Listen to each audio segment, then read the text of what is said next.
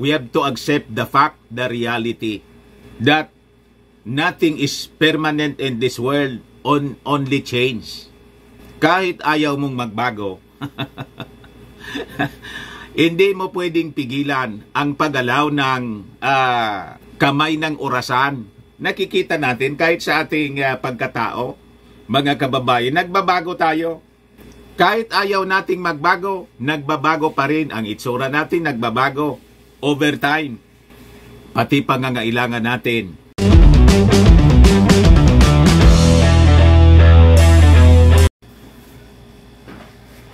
I-share ko sa inyo mga kababayan itong napakagandang commentary tungkol po dito sa Chacha via People's Initiative. Published po mga kababayan sa Daily Tribune by Attorney Melvin Alvarez Matibag. Napakaganda yung kanyang commentary mga kababayan dito sa isinusulong na charter change. Hindi yung naubos na lang yung oras natin sa debate na walang katuturan. Yan niya Mr. Maravillas yung debate walang katuturan. Naubos na lang po yung oras natin sa pakikinig doon sa mga aligasyon na may nangyayari pong bribery. Sinusulan daw yung mga mamamayang Filipino para isulong yung People's Initiative. At yung away ng mga politiko na may kanya-kanyang vested interest po. Wala tayong pakinabang doon. But of course, yung mga nag-aakusa na may bilihan na po ng boto or may bribery, hindi man po natin sinasabi na hindi sila papalag at hindi na pag-usapan. And in fact, personally po, I am supporting yung inquiry na gustong ipatawag po ni Super Ate si Senator Amy Marcos. May resolution na yata na isinabmit sa Senado para sa pag-iimbestiga po dito sa alleged bribery, pati sa Kongreso po. Ito balita sa Manila Times. House Black wants probe of Chacha for sale claim. Yung mga militant congressmen gustong paimbestigahan yung akusasyon ni Congressman Ed Silagman na may lagayan na nangyayari po. May bilihan, 100 pesos daw, hanggang 10,000. Inaakusa po yung Ako Bicol Party List congressmen, yung mga taga rito sa amin, nag-away-away. So, suportado natin yung investigasyon nila para yung aligasyon masubstantiate at halimbawa, mapatunayan na may bribery. Kailangang mapanagot kung sino man yung nasa likod sa sinasabing bribery. O ito nga yung mga balita ngayon. Sabi rito, lawmaker caution versus telling stories that government money is funding Chacha. Kailangan na niya isubstantiate. Dapat may mga affidavit sila ng mga witnesses na talagang may bilihan. Hindi yung kwento-kwento lang, sige lang ang kwento. Para siraan po yung People's Initiative. That is, I think, unfair. Di po ba?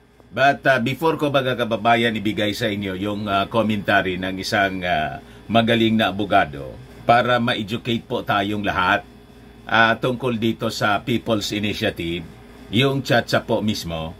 Ano ba yung pakinabang ng ating mga mamamayang Filipino? Kailangan ba talaga yung charter change? Click subscribe muna dito sa ating YouTube channel and hit the notification bell para lagi po kayong updated sa mga kaganapan dito sa ating bansa.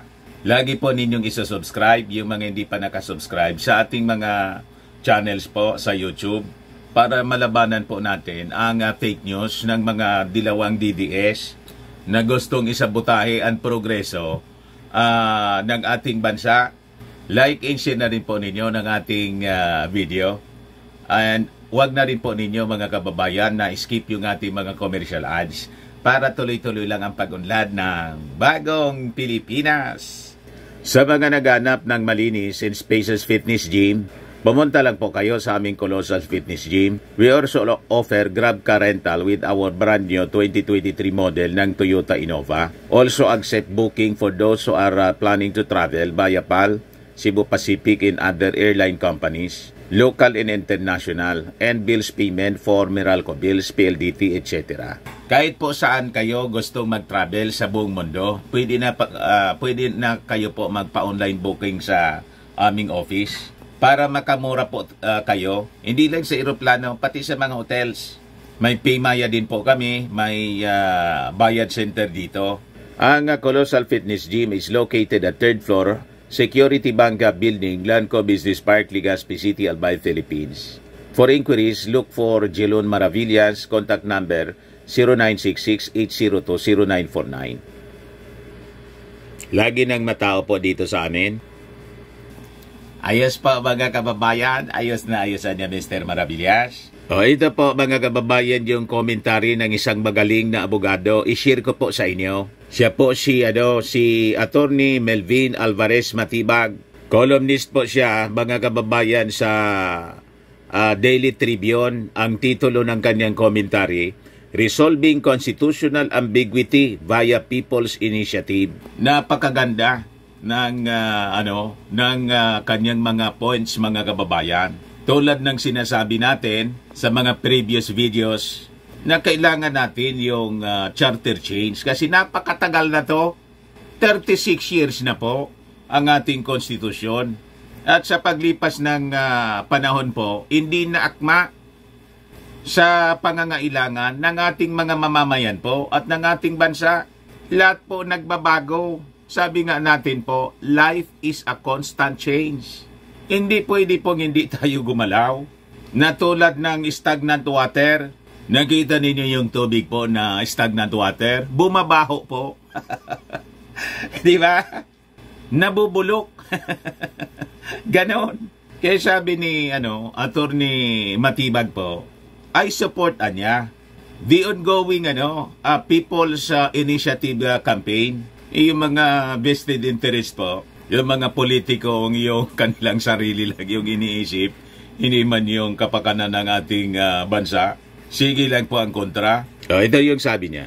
I support the ongoing People's Initiative Campaign to amend the 1987 Constitution bilang pribadong citizen niya and a registered voter. And in fact, aktibo ako na ini-encourage ko yung mga kababayan ko dito sa San Pedro, Laguna to sign the petition. Ang petition seeks to amend the Article 17, Section 1, Paragraph 1 of the 1987 Constitution by delegating the power to propose the amendments or revisions to Congress as one body, voting jointly. Ang dami na anyang debate ng mga matatalinong abogado whether our bicameral Congress in proposing to amend or revise the Constitution should vote jointly or separately.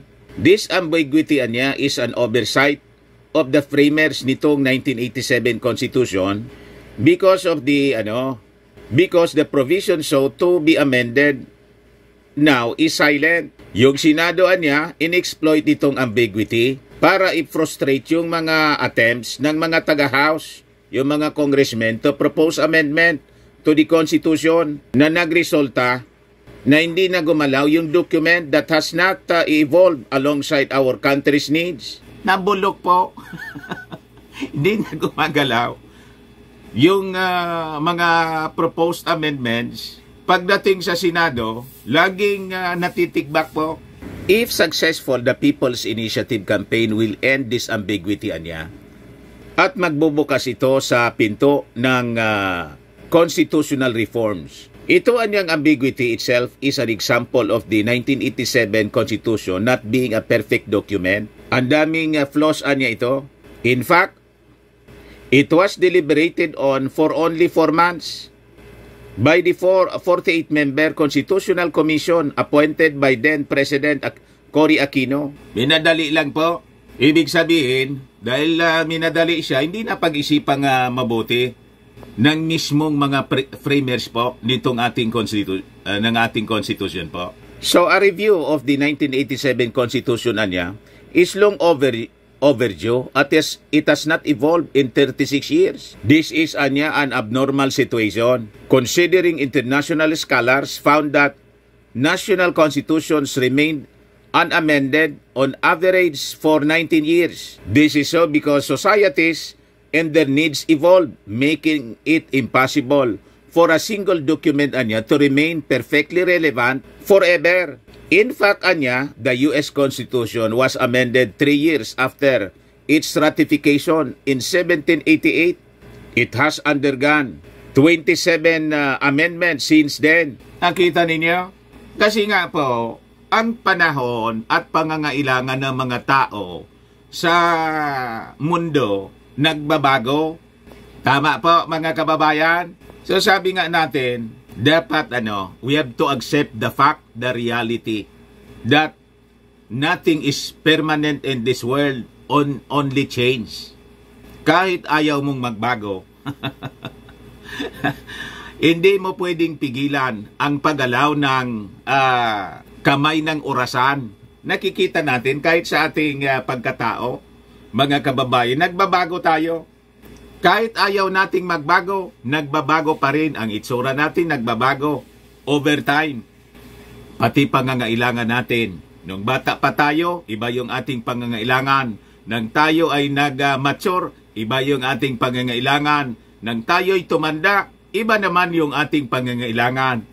Naintindihan ninyo mga kontra sa charter change? Just like our country, mga kababayan, and the Filipino people as a whole. Nagbabago po ang pangangailangan natin over time. Kasi po, nagbabago ang lahat. Ang ating paligid, ang ating economy, ang ating gobyerno, ang mga pangangailangan ng tao. Kasi pati ang ekonomiya ng mundo, nagbabago. Kasi nga po, sabi ni Joe Marichan, life is a constant change.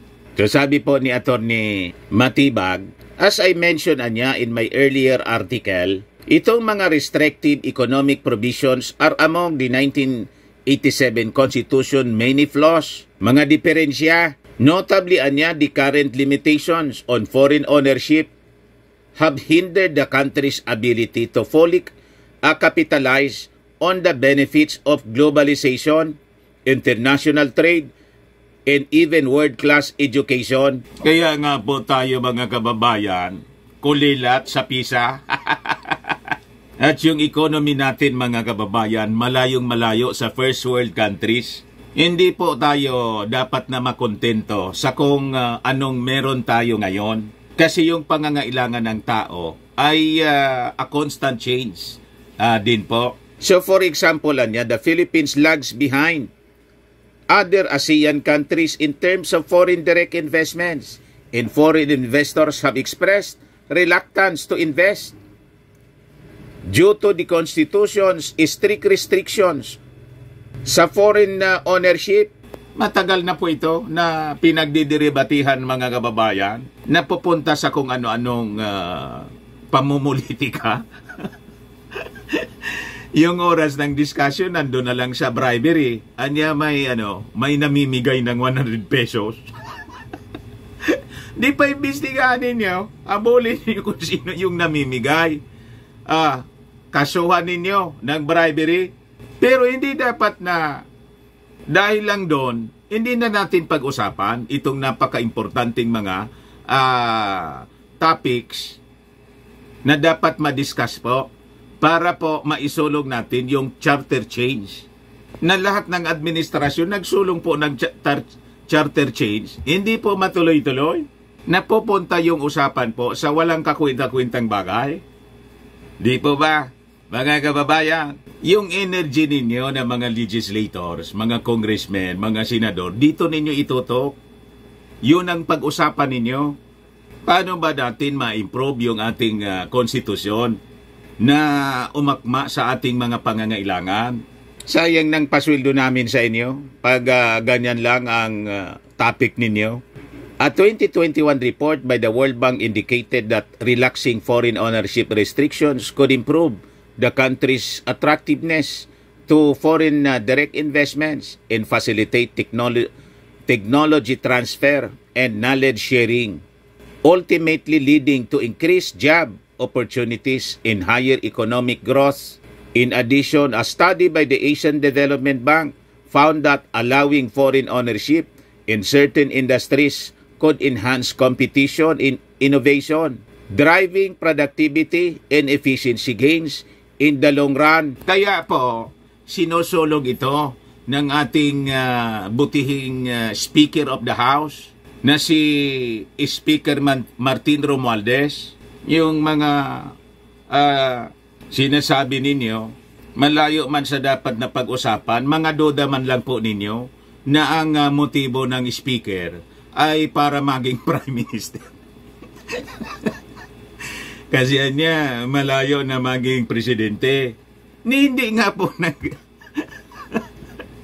hindi nga po nagsasalita si Speaker Martin Romualdez. Mga lahat man lang duda ninyo, ang layo pa ng politika po. Kaya nga ngayon niya sinusulong na 2024, malayo pa sa 2028. At malamang sa malamang si Speaker Martin Romualdez, mga kababayan, lumaban muli, tumakbo as congressman ng Leyte.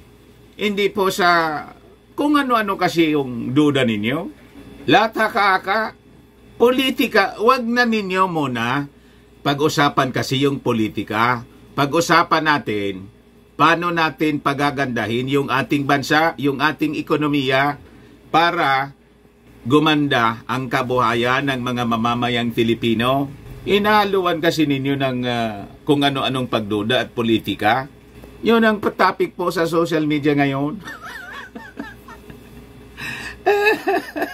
Economic provisions man nga lang po ang gustong isulong ng House of Representatives ni Speaker Martin Romualdez. Wala man doon sa sinasabi ninyong term extension. Economic provisions. Kayo man lang yung nag-iisip ng kung ano-ano. So sabi po ni Atty. Matibag, we must accept that the 1987 Constitution has not translated into the desired enhancement of our economy. It has led us down a path of dependency, relying on outdated historical assumptions rather than current economic and technological conditions. Tama po, mga kababayan. Mabuhay ka, Atty. Matibag. Baka pati si Atty. Matibag pagdudanin yung pinupunduhan ng Kongreso. Ang sabi niya, ikinakampanya niya ito na charter change through People's Initiative.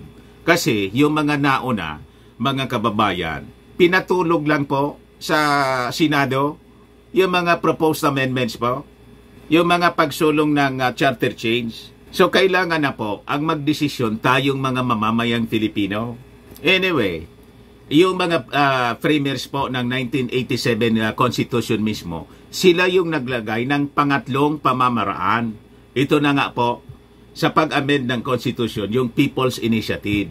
Yung unang dalawa, yung Constituent Assembly and Constitutional Convention. So yung pangatlo, People's Initiative, hindi nangyayari yung unang dalawang pamamaraan. Kaya kailangan tayo nang gumalaw ng mga mamamayang Filipino. People's Initiative ang ating isulong. Tama po? Yung mga nauna lahat, failures po. Pero sabi nga natin mga kababayan, yung mga aligasyon ng bribery, tulad nito, gustong paimbestigahan, wala tayong kontra doon. Paimbestigahan ninyo kung talagang may suhulan, walang problema yon. Tulad nito, sabi rito, the House of Representatives Makabayan Black filed a resolution seeking an investigation by the House Committee on Public Accounts of alleged signature buying for charter change. Ayan po, si ACCA Party List Representative Castro. Tapos yung mga kasama nilang Makabayan. Siya nung nagsusulong. Pati si Super Ate po, Senator Amy Marcos. Paimbestigahan po ninyo. Pag may na-found out kayo na may suhulan na nangyayari po, filean po ninyo ng criminal charges. Sabi dito, various reports from the ground allege that apart from the actual monetary payment, government social protection programs such as AIX, MAIP, and TUPAD were used to encourage the public to sign the petition in support of the charter change through the so-called People's Initiative. Sabi po sa resolution, di patawag po ninyo kung sino yung sinasabi ninyo na namimili. Di ba niya, Mr. Maravillas? Yung unang nagpaputok ng balitang yan, yung congressman ninyo dyan sa Albayo. Opo, yung Liberal Party president, si Ed Silagman, ang kalaban niya yung Ako Bicol. Gaya nga po, hinamon din ng Ako Bicol. I-substantiate niya ninyo ang inyong mga sinasabi. Ito siya, balita siya sa Inquirer. Lawmaker cautioned versus telling stories that government money is funding Chacha. Albay 1st District Representative Ed Silagman's story about ongoing monetary scheme that gathers signatures for charter change via People's Initiative niya is baseless. Sabi po yan ni dating Ako Bicol Party List Representative and current Ako Bicol Executive Director Alfredo Garbin Jr. Kaibigan natin ito, si Pido. Taga rito sa amin sa Legazpi City. His reactions come after he was named by Lagman as among the local leaders in Albay who are supposedly engaging in the activity. So sabi ni Pido Garbin, Congressman Lagman's claim anya that mayors in Albay are being pressured into joining the movement deserves to be ignored and be given no consideration at all. His inference anya of criminal activities must stop. His claims of criminal violations of the election law are unsupported by any evidence or sworn statement by his supposed witnesses. Wala man anyang sinumpaang affidavit.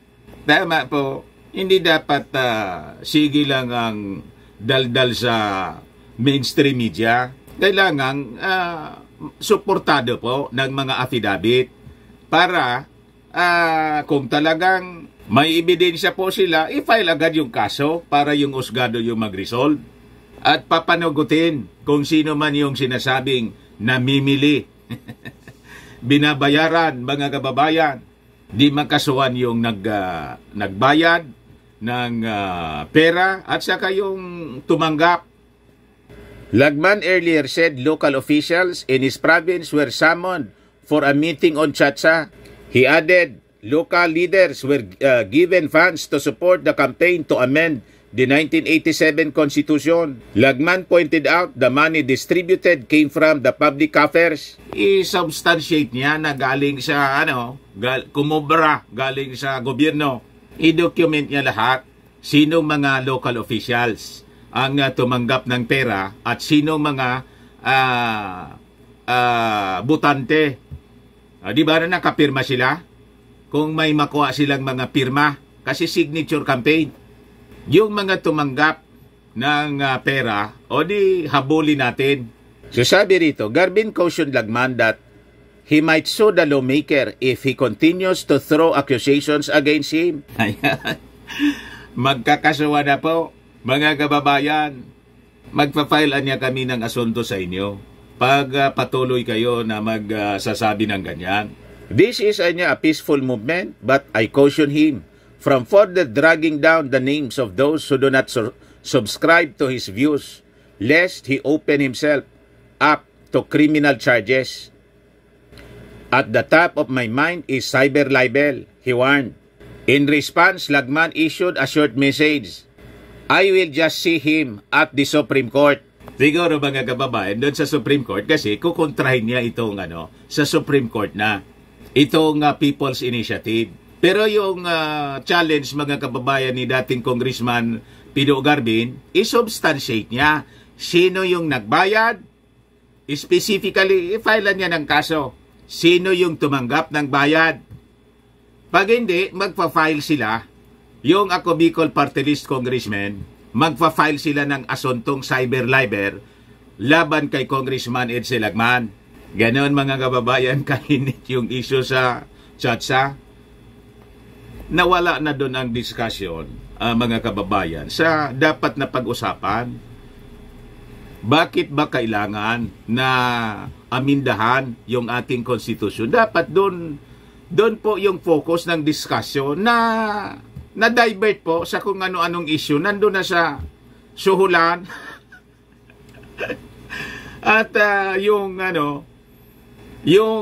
mga wild accusations laban sa Speaker of the House na sinusulong po yung People's Initiative kasi gustong mag-Prime Minister. What?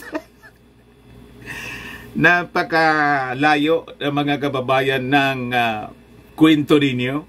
Alatang pamumulitika lang po ang ginagawa ninyo. Paninirang puri sa ating Speaker of the House. Kasi yung ating Speaker of the House, mga kababayan, is the shield of our President.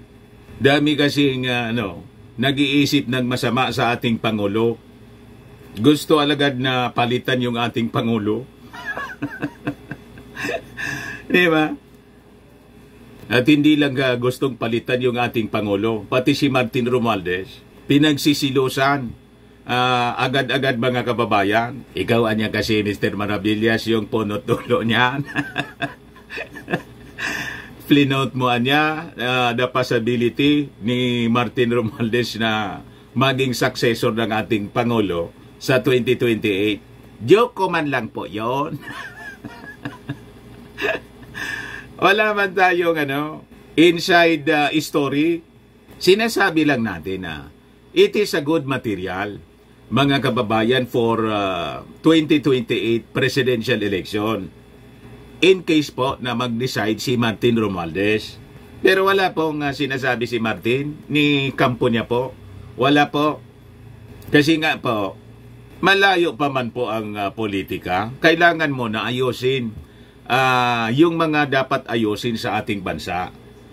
Isa na rito mga kababayan, itong ating konstitusyon na hindi na po akma sa pangangailangan ng ating mga mamamayang Filipino at ng ating bansa mismo.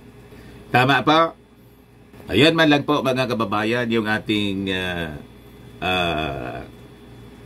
topic ngayon. Baka lang gusto ninyo po itong itry. Firmax Firming and Lifting Cream, pinapahid po sa mga pulses and affected area. Mainam po sa paninigas ng mga kaso-kasuan. Ito naman po, Automax Radiant Serum. Sa mukha naman yung application. Anti-aging siya. You will look 10 years younger than your age. Sa mga cancer patients naman po, baka lang gusto ninyo itong itry. Ning siya Red Mix Fruit Drink. Hindi man po siya gamot, food supplement siya. Kaya lang, gawa siya mga kababayan sa goji berry. Yung goji berry may anti-cancer properties. Ayos po.